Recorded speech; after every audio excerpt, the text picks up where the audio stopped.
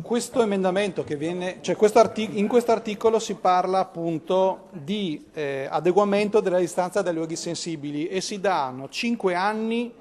dall'entrata in vigore della legge per le sale giochi e le sale scommesse e 3 anni per qualsiasi altra attività,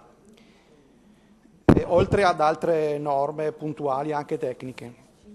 Questa tempistica, un provvedimento simile, noi l'abbiamo già presentato durante la votazione della legge 1/2014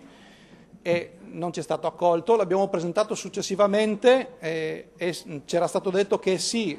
si era d'accordo, ma si aveva paura che il provvedimento possa essere impugnato. Abbiamo fatto un ordine del giorno per avere un parere dell'Avvocatura. Il parere dell'Avvocatura era arrivato, vi leggo solamente le ultime 2 righe. La scelta compiuta dal legislatore regionale, che ha portato la distanza di 500 metri dai luoghi sensibili, comporta l'obbligo di ricollocamento valevole anche per gli apparecchi da gioco lecito installati in esercizio già attività della data di entrata in vigore dei limiti di distanza.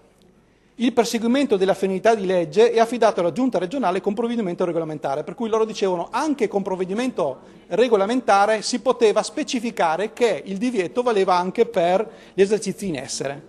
Noi sappiamo che le nostre città, come dice uno psicoterapeuta regionale, sono bombardate dalla pervasività del gioco d'azzardo. Ecco, chiudere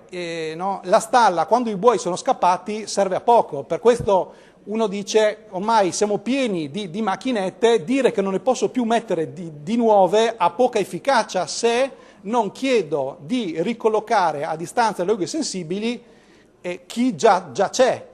e quindi ha poco senso dire non ne voglio di nuove, perché in realtà sono già fin sopra i capelli di disponibilità di macchinette, per cui dal nostro punto di vista